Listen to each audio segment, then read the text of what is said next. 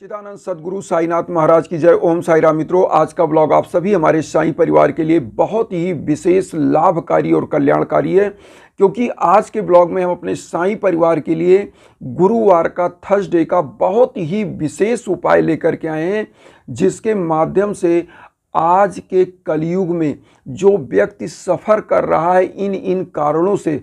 कारण कौन से हैं?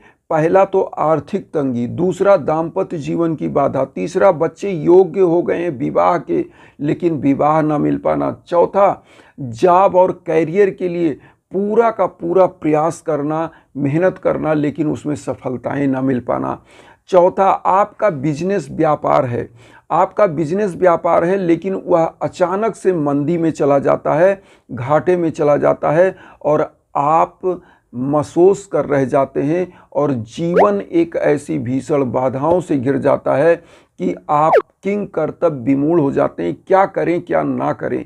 क्योंकि देखिए, आर्थिक तंगी जब होता है तो व्यक्ति ना तो अपने बच्चों को अच्छी शिक्षा दीक्षा दे पाता है, ना पालन पोषण अच्छे से कर पाता है और ना तो वह कोई सपने अपना बुन पाता है, ना घर ले पाता है, ना गाड़ी, ना बंगला, ना कुछ नहीं, क्योंकि धन ही सब कुछ बन चुका है।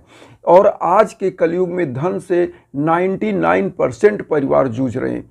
दूसरा, आपके दाम्पत्य जीवन में आज 99% दाम्पत्य जीवन के केसेस हर घर में मिल रहे हैं। मेरे पास जो कॉल आते हैं, जो चीज़ें आती हैं, उसमें यही होते हैं दाम्पत्य जीवन की बाधाएं। और मैं आज जो उपाय बताने जा रहा हूँ ये बाधा भी दूर होगी इसी उपाय से। तीसरा, बच्चे योग्य हो चुके हैं, माँ बाप खुद कितना परेशान होते हैं, उनका सपना होता है कि मेरा बच्चा पढ़ेगा लिखेगा आगे बढ़ेगा, उसकी शादी होगी अच्छे योग्य वर से, योग्य वधू से। और होता क्या है कि बच्चे एक एज में हो जाते हैं, तैयारी में, इन भागम भाग की दुनिया में उनका उम्र निकलता जाता है और शादियाँ मिल नहीं पाती, योग्य वर योग्य वधू नहीं मिल पाते हैं और ऐसे समय में वह सफ़र करते हैं और माँ बाप मानसिक रूप से टूट जाते हैं। तो ये भी बाधा समाप्त होगी विवाह की। दूसरा, अब यहाँ आइए तीसरे नंबर पे क्या है कि आपके बच्चे बहुत अच्छा मेहनत करते हैं, योग्य होते हुए भी बहुत अच्छा एफर्ट करते हैं लेकिन उनका कैरियर शेप नहीं ले पाता है, उनका कैरियर सेट नहीं हो पाता है। ऐसी बाधाएं हो जाती हैं और परिवार भी मानसिक रूप से टूटने लगता है, बच्चा तो मानसिक रूप से टूट ही जाता है। इसी प्रकार से आपके व्यापार बिजनेस में जो घाटा लग रहा है उसके लिए भी यह रामबाण उपाय है। तो आइए सबसे पहले तो हम जानते हैं कि इस उपाय को कैसे किया जाए और यह चीज़ बताएंगे हम एक चीज़ और, हवन के बारे में। जब आप सब जगहों से सब चीज़ों से हार जाएं तो दिव्य हवन जो 101 प्रकार की जड़ी बूटियों से होती है उस हवन को जरूर कराना चाहिए। मैं लास्ट में आपको बताऊंगा कि कैसे यह हवन होता है और क्या क्या प्रक्रिया है। तो आप कैसे मेरे से कांटेक्ट कर सकते हैं इंस्टाग्राम पर, वो भी हम बताएंगे। तो आइए सबसे पहले तो आप जानिए कि इस उपाय को जो हम बृहस्पतिवार का लेकर के आए हैं आपको क्या करना चाहिए, कैसे करना चाहिए। बहुत ही इजी उपाय है, क्योंकि आप सभी लोग जानते हैं बृहस्पतिवार का जो दिन होता है भगवान हरि का दिन, अर्थात भगवान विष्णु और माँ लक्ष्मी का दिन होता है। तो लक्ष्मी नारायण के रूप में भगवान की पूजा करनी है। और साईं बाबा गुरु का दिन होता है, तो गुरु का दिन बृहस्पतिवार गुरुवार होता है और गुरु का दिन है, इसलिए साईं बाबा की इसमें पूजा आराधना करनी है। और कैसे कैसे करनी है ये आपको जानना जरूरी है। तो आइए जानिए। सबसे पहले तो आप लोग जब दैनिक क्रियाकलाप से निवृत्त हो जाएं, स्वच्छता के साथ नहा धो लें और आज के दिन जब भी पूजा करें, चाहे कंधे पर एक पीला गमछा ही हो, अगर कोई वस्त्र की शर्ट या कोई भी चीज़ पीला हो तो पीला ही धारण करें। और पीला चीज़ धारण करने के बाद आप प्रभु के सामने भगवान विष्णु और लक्ष्मी जी की कोई प्रतिमा हो, फोटो हो, उसको पीले आसन पर स्थापित करिए। और उसके बाद आप क्या करिए, भगवान साईं बाबा का जो है वह पीले आसन पर उनकी मूर्ति, फोटो, प्रतिमा स्थापित कर दीजिए। और उसके बाद आप क्या करेंगे, एक घी का दीप जलाइए, एक अगरबत्ती धूप बत्ती जलाइए और पीला पुष्प ले लीजिए, क्योंकि आज के दिन पीले पुष्प का ही महत्व है और यह भगवान विष्णु और गुरु का जो प्रतीक है वह पीला है। तो पीले फल का भोग लगाएं, केला ले लें, आम ले लें पीला पका हुआ, वो उसका भोग लगा सकते हैं, पीली मिठाई का भोग लगा सकते हैं और भोग लगा दें। और एक मंत्र का, अब यहाँ पर एक चीज़ और जानिएगा, जिन जातक जातिकाओं की कुंडली में बृहस्पति ग्रह भी कमज़ोर है और उनका जिनका बृहस्पति कमज़ोर होता है तो उससे दिक्कत क्या आती है, व्यापार में घाटा, नौकरी में जो है असफलताएं मिल जाना, और उसके बाद संतान की प्राप्ति में, क्योंकि गुरु ग्रह संतान प्राप्ति का भी कारक होता है। तो अगर यह चीज़ें आपकी कुंडली में कमज़ोर होती हैं तो आपके लिए दिक्कतें आती हैं। इसलिए गुरु को अगर मजबूत करना है तो इन उपायों को करना है। करना क्या है, जैसे जैसे मैंने बताया वो करिए। घी का दीप जलाइए, पीला मिठाई पीला फल का भोग लगाइए और पीला चंदन हल्दी ले लीजिए। जैसे भगवान विष्णु के श्री चरणों में लगाइए, माँ वैभव लक्ष्मी के श्री चरणों में लगा दीजिए, साईं बाबा के श्री चरणों में लगाइए और उसके बाद वही पीला चंदन हल्दी का खुद मस्तक पर धारण करिए। और यहाँ पर अब आपको करना क्या है, देखिए, जिन जातक जातिकाओं के आर्थिक रूप से तंगी में झेल रहे हैं उनको क्या करना चाहिए, आज के दिन पीला वस्तु का ही दान करना है। चाहे पीली मिठाई हो, चाहे पीला वस्त्र हो, चाहे पीला फल हो, इसी का दान करना है। और कैसे करना है, आपको पहले साईं अपने प्रभु के श्री चरणों में बैठना है, इन सभी चीज़ों को ले लेना है और सबको ओम ब्रह्म बृहस्पतये नमः, ओम ब्रह्म बृहस्पतये नमः, या गुरु का एक मंत्र और होता है ओम ग्राम ग्रीम ग्राम सह गुरुवे नमः। इस मंत्र का आपको जाप करना, जो हम आपकी स्क्रीन पर दोनों मंत्र दे रहे हैं, इस मंत्र का आप जाप करेंगे 108 बार। जो इजी लगे वही मंत्र का आप जाप करिए।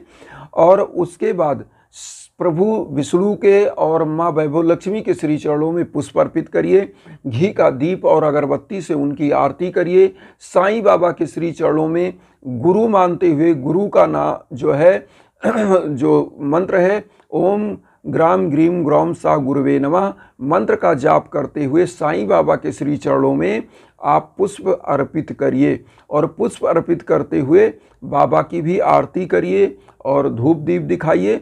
और उसके बाद आप क्या करिए कि पीला हल्दी जो आपने चंदन लगाया, वो हल्दी जो बढ़े उस हल्दी को रख लें।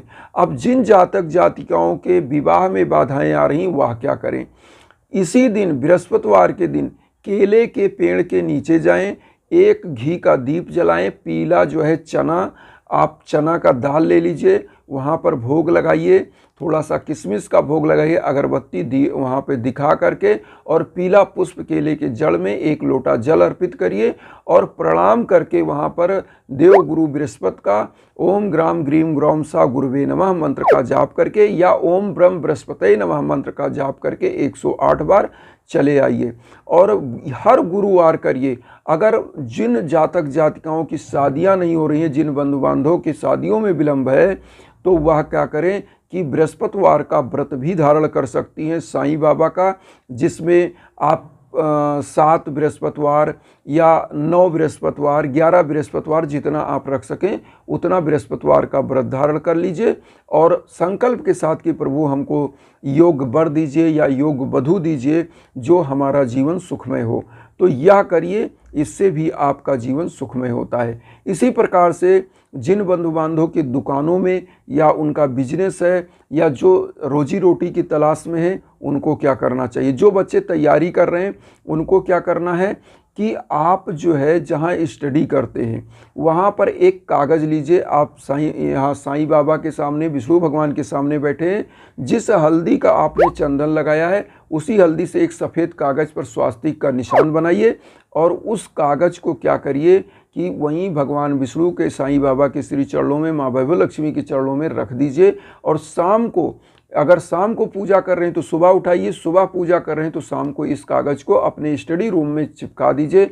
जिनके व्यापार में घाटा लग रहा है वो क्या करें कि इसको अपने उस शॉप में, उन अपने कार्यालय में इस स्वास्तिक के चिन्ह को लगा दें।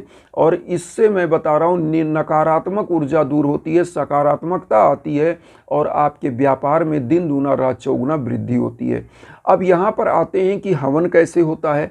देखिए, हवन में सबसे बड़ी दिव्यता ये है कि जब हर तरफ से आप हार गए हो पूजा पाठ सब कुछ करके, तो हमारे जो 4 वेद हैं, ऋग्वेद, यजुर्वेद, सामवेद, अथर्ववेद, उसमें यजुर्वेद में यज्ञ के बारे में बताया गया है। और जो वैदिक यज्ञ होता है ये समस्त बाधाओं को समाप्त करता है, चाहे वह दाम्पत्य जीवन की बाधा हो, चाहे विवाह की बाधा हो, आर्थिक तंगी हो, रोजी रोटी का हो, बिजनेस का हो, संतान प्राप्ति का हो। अब यहाँ पर यह सब उपाय तो आप जान लिए कि हवन से क्या लाभ है, अब यह जानिए। जिन बहुत सारी माताएं बहनें ऐसी हैं जिनके गोद आज इस भौतिकतावादी युग में वह होता क्या है कि ये कल्चर ऐसा खान पान बन गया है कि उनके गोद ही सूने रह रहे हैं, उनका गोद नहीं भर रहा है। तो गोपाल सहस्त्र नाम का जो पाठ करके हवन होता है उससे उनकी सूनी गोद भी भरती है। और जब दुआ होती है तो दवा भी काम करता है। बहुत सारी माताएं बहनों का इलाज भी चलता है, सब कुछ चलता है। लेकिन मैं बता दूं, मैंने बहुत सारी ऐसी माताओं बहनों के लिए किया है और उनका गोद भरा है और प्रभु की आशीर्वाद उनको मिले हैं और आज उनके घर में किलकारियाँ गुजरी। तो मुझे भी खुशी मिलती है, आत्मसंतुष्टि मिलती है। और आज ही एक और न्यूज़ मिला, मैं आपको बताऊं, मेरे एक और शिष्य हैं जिनको सॉफ्टवेयर कंपनी में, उनको अमेरिका में, उनका कैलिफोर्निया में जॉब लगा। और उन्होंने बताया, जो गुजरात से हैं, पटेल जी हैं, तो उन्होंने बताया कि गुरुजी आपके आशीर्वाद से जो हवन हुआ उससे हमारा भाग्य में जो भी दिक्कतें समाप्त हुई और आपकी कृपा बनी।